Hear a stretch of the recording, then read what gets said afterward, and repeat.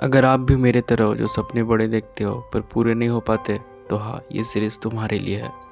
थोड़ी लंबी हो सकती है पर बोरिंग बिल्कुल भी नहीं, क्योंकि इसमें थोड़ी थ्रिल भी है, कॉमेडी भी, और वो असली फील जो तू महसूस करना चाहता है।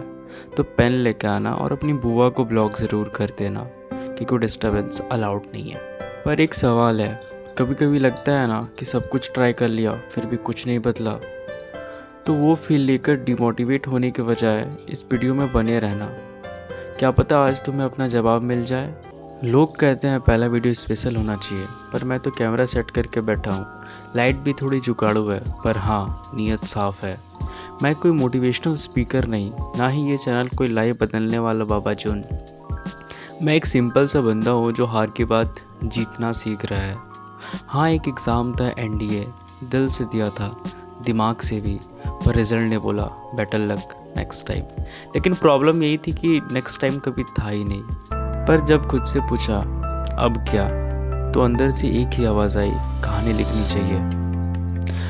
कभी नाम लिस्ट में छपा नहीं, पर कहानी वायरल हो सकती है अगर आप सब चाहो तो ये 9 मोटिवेशनल सीरीज़ नहीं, सर्वाइवल सीरीज़ है उनके लिए जिनके सपने हर बार बेटर लक नेक्स्ट टाइम सुनते हैं लेकिन फिर भी कभी छोड़ते नहीं। तो शुरुआत हो चुकी है और जो आगे आने वाला है उसके लिए तैयार रहना।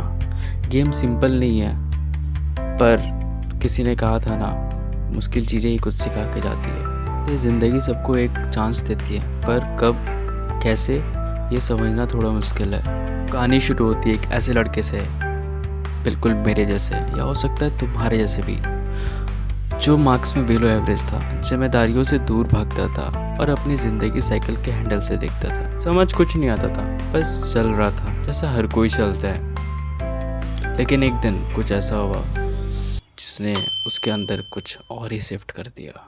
वो लड़का जिसका दिन ब्रश करते ही शुरू होता था, मम्मी लेट हो रहा है, ये कहकर स्कूल के लिए भागता था। वापस आते ही वही लाइन, मम्मी लेट हो रहा है। हर वक्त कहीं भागने की जल्दी, पर पता नहीं था कहाँ। उसने कभी सोचा नहीं था कि एक छोटी सी बात, एक रैंडम सा मोमेंट उसके पूरी लाइफ का डायरेक्शन बदल देगा।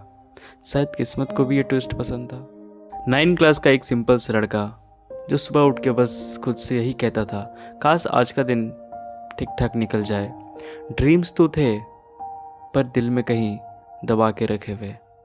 कभी कभी तो खुद से ही कहता था आज कुछ अलग हो, कुछ ऐसा हो जो रूटीन ना हो, और वाकई में एक दिन कुछ ऐसा ही हो गया। उस दिन भी सब विजुअल था। ठीक 4 बजे मम्मी ने आवाज़ लगाई, बेटा खाना खा ले और कोचिंग से लेट मत आना। उसने भी विजुअल स्टाइल में बोला, मम्मी लेट हो रहा है, बाद में खा लूँगा। माँ चिल्लाई और बोली, टॉफ़ी ले जा, ब्लड शुगर लो हो जाएगी। पर भाई साहब तो अपनी साइकिल लेके फुल स्पीड में कोचिंग के लिए निकल चुके थे, अनअवेयर कि उस दिन कोचिंग नहीं, कुछ और ही होने वाला था। सोचा था आज कोचिंग जल्दी ख़त्म करेंगे, क्रिकेट भी खेलेंगे, पर वो जहाँ जा रहा था वहाँ कुछ और ही लिखा था। जैसे कोचिंग के गेट पर हर रोज़ की तरह पहुँचा, लेकिन आज कुछ अलग था। ना शर्मा सर का स्कूटर था, ना पिंक साइकिल वाली रितु, ना शुभम की पेन दे दे वाली आवाज़। सोचा शायद आज जल्दी आ गया हो, और आराम से अंदर गया। अपनी यूजुअल विंडो वाली सीट पर बैठ गया। बेंच थोड़ी ठंडी थी, पर मूड समर वाइब दे रही थी। अभी नज़र नोटिस बोर्ड पे पड़ी। पहले तो इग्नोर किया, सोचा शर्मा जी का कोई क्वेट होगा, लेकिन हवा के कारण कागज़ हिलने लगा और बड़े बड़े अक्षरों में लिखा था, holiday due to staff meeting. खुश हो गया जैसे कोई ट्रॉफी जीत ली हो। उसने अपनी बैग उठाई और मन में बोला, thanks to all the staff members. जैसे ही पलटा, कुछ ऐसा हुआ जिसके बारे में उसने कभी सोचा भी नहीं था।